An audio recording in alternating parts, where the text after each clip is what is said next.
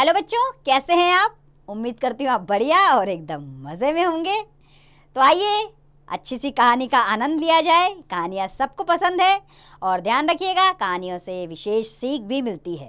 तो ये कहानियाँ आपके सामने लाने का एक ही कारण है और वो है इससे मिलने वाली सीख को आप अवश्य अपने जीवन में अपनाएं। तो ये कहानी पाठ के माध्यम से हमारे सामने आ रही है और इस पाठ का नाम है जागो ग्राहक। तो बच्चों, प्रस्तुत कहानी में लेखक ने बताया है कि बाजार से कोई भी वस्तु खरीदते समय सतर्क रहना बेहद जरूरी है। हमारी असावधानी सामने वाले को धोखा देने के लिए प्रेरित करती है। यदि हम जागो ग्राहक जागो वाली जागरूकता को अपनाते हैं तो सामने वाले को बेईमानी का अवसर नहीं मिलेगा और हम भी अच्छी गुणवत्ता वाली वस्तुएं खरीद सकेंगे। तो आइए कैसे जागे ग्राहक कहानी के माध्यम से जाने। तो बच्चों, कल शाम के समय चौक से 2-4 चीजें खरीदने गया था। पंजाबी मेवा फरोशों की दुकान रास्ते में ही पड़ती है, यानी कि जो मेवा बेचते हैं, काजू बादाम वगैरह ये सब बेचते हैं, दुकान में रास्ते में ही पड़ी थी। एक दुकान पर बहुत अच्छे रंगदार गुलाबी सेब सजे हुए नजर आए।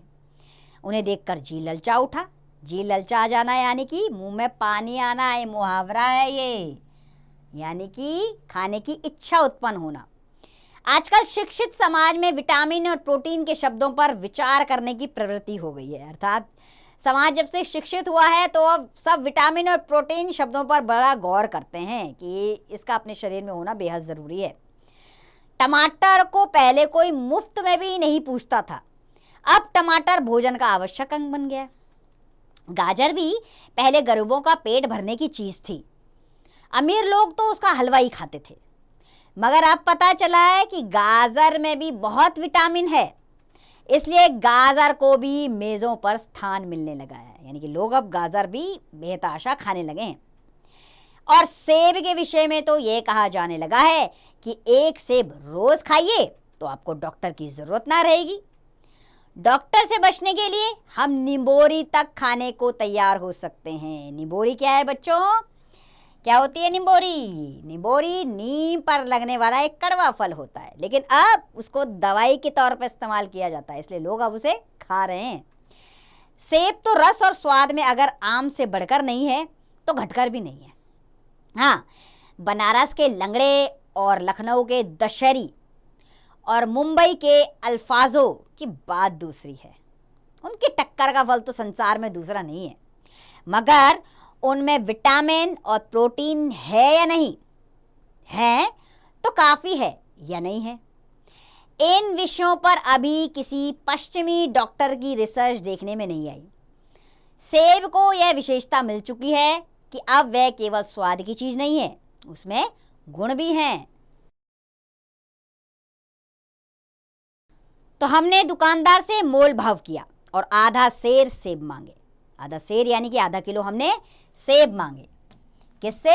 दुकानदार से। दुकानदार ने कहा, बाबूजी बड़े मज़ेदार सेब आए हैं, खास कश्मीर के, आप ले जाइए, खाकर तबीयत खुश हो जाएगी। मैंने रुमाल निकालकर उसे देते हुए कहा, चुन चुन कर रखना। दुकानदार ने तराजू उठाई और अपने नौकर से बोला, आधा सेर कश्मीरी सेब निकाल ला, चुन कर लाना। नौकर 4 सेब लाया। दुकानदार ने तोला, एक लिफाफे में उन्हें रखा और रुमाल में बांधकर मुझे दे दिया। मैंने 4 आने उसके हाथ में रखे। घर आकर लिफाफा ज्यों का त्यों का मतलब जैसा था वैसा का वैसा, ज्यों का त्यों रख दिया। रात को सेब या कोई दूसरा फल खाने का कायदा नहीं है, अर्थात मैं रात को कोई दूसरा फल या सेब नहीं खाता। फल खाने का समय तो प्रातःकाल है। प्रातःकाल यानी कि सवेरा, सवेरे ही फल खाने का समय है। आज सुबह मुंह हाथ धोकर नाश्ता करने के लिए जो एक सेब निकाला तो वह सड़ा हुआ था। 1 रुपए के आकार का छिलका गल गया था। समझा रात को दुकानदार ने देखा ना होगा। दूसरा निकाला मगर वह आधा सड़ा हुआ था। अब संदेह हुआ दुकानदार ने मुझे धोखा तो नहीं दिया है। तीसरा सेब निकाला, वह सड़ा तो ना था मगर एक तरफ से दबकर बिल्कुल पिचक गया था। चौथा देखा, वह यों तो बेदाग था मगर उसमें एक काला सुराख था, जैसा अक्सर बेरों में होता है।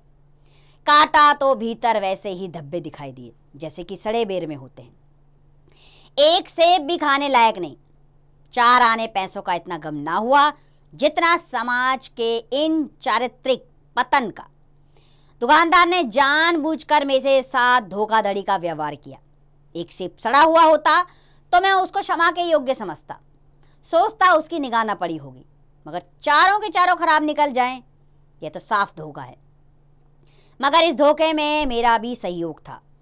मेरा उसके हाथ में रुमाल रख देना मानो उसे धोखा देने के लिए प्रेरणा थी। उसने भाप लिया कि यह महाशय अपनी आंखों से काम लेने वाले जीव नहीं है और ना इतने चौकस हैं कि घर से लौटने आए। आदमी बेईमानी तभी करता है जब उसे अवसर मिलता है।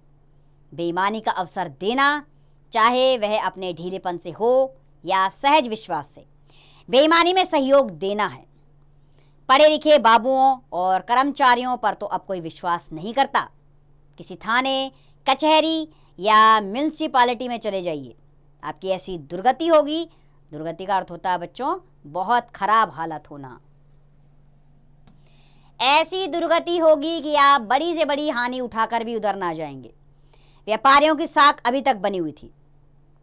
यों तौल में चाहे आध छटांग कम कर लें, लेकिन आप उन्हें 5 की जगह भूल से 10 का नोट दे आते थे तो आपको घबराने की कोई ज़रूरत ना थी। आपके रुपए सुरक्षित थे। मुझे याद है एक बार मैंने मुहर्रम के मेले में एक खोमचमे वाले से एक पैसे की रेवड़ी ली थी और पैसे की जगह 98 दे आया था। घर आकर जब अपनी भूल मालूम हुई तो खोमचे वाले के पास दौड़ा गया। आशा नहीं थी कि वह 98 लौटाएगा, लेकिन उसने प्रसन्न चित्त भाव से 98 लौटा दी और उल्टे मुझसे माफ़ी मांगी, यानी कि मुझसे क्षमा मांगी। यहाँ कश्मीरी सेब के नाम से सड़े हुए सेब बेचे जाते हैं। मुझे आशा है पाठक बाजार में जाकर मेरी तरह आंखें बंद ना कर लिया करेंगे, नहीं तो उन्हें भी कश्मीरी सेब ही मिलेंगे। तो मुंशी प्रेमचंद द्वारा रचित ये पाठ, जिनमें उन्होंने समझाया है कि हमें जागरूक होने की आवश्यकता है। फिलहाल एक बार कवि का परिचय ले लेते हैं। तो बच्चों, मुंशी प्रेमचंद का जन्म वाराणसी से लगभग 6 किलोमीटर दूर लम्ही गांव में 31 जुलाई 1880 को हुआ। इनका मूल नाम धनपत राय था। उर्दू में नवाब राय और हिंदी में प्रेमचंद नाम से लेखन किया। इन्होंने 300 से अधिक कहानियाँ लिखी। ये हिंदी के उपन्यास सम्राट माने जाते हैं। इन्हीं युग निर्माता साहित्यकार का पहला कहानी संग्रह सोजे वतन ब्रिटिश सरकार ने जब्त कर लिया। इनके प्रमुख उपन्यास हैं रंगभूमि, कर्मभूमि, सेवा सदन, गबन और गोदाम।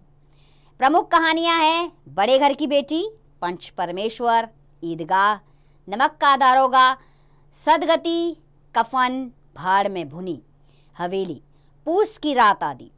प्रेमचंद आजीवन साहित्य साधना में लगे रहे। सन 1936 में उनका स्वर्गवास हो गया। तो बच्चों, ये थे मुंशी प्रेमचंद, जिनके द्वारा रचित पाठ आपने अभी पढ़ा। लेखक ने इस पाठ के माध्यम से हमें समझाया है कि हमें जागरूक रहने की आवश्यकता है। किसी को 1 पैसा ज़्यादा देने का अर्थ उदारता नहीं है। पैसा देना लेना सही तरीके से होना चाहिए। अर्थात अगर आप दुकानदार को 1 पैसा ज़्यादा दे रहे हैं तो वो किस कारण, ये बात जाननी आपके लिए बेहद ज़रूरी है। आपको सही दाम की सही चीज़ मिले, ये एक ग्राहक का हक है। तो आपको अपने हक का पूरा इस्तेमाल करना चाहिए और जहाँ कहीं भी कोई आपके साथ गड़बड़ी या धोखेबाजी करे तो उसके खिलाफ आपको आवाज़ उठानी चाहिए। तो चलिए, एक जागरूक ग्राहक बनिए और जब भी आप कोई सामान खरीदने जाएं तो पूरी जागरूकता और सतर्कता के साथ कार्य करें। बच्चों, अब आप भी बड़े हो गए हैं, छोटे नहीं हैं। आप भी दुकान में जाते होंगे छोटी बड़ी चीज़ें लेने, तो आपको भी जागरूक रहने की ज़रूरत है। इसलिए इस तरह का पाठ आपके अध्याय में है। उम्मीद करती हूँ आप इस अध्याय से समझ गए होंगे कि जागरूकता जीवन में कितनी ज़रूरी है। अब इस पाठ का अभ्यास कार्य आप स्वयं कीजिए।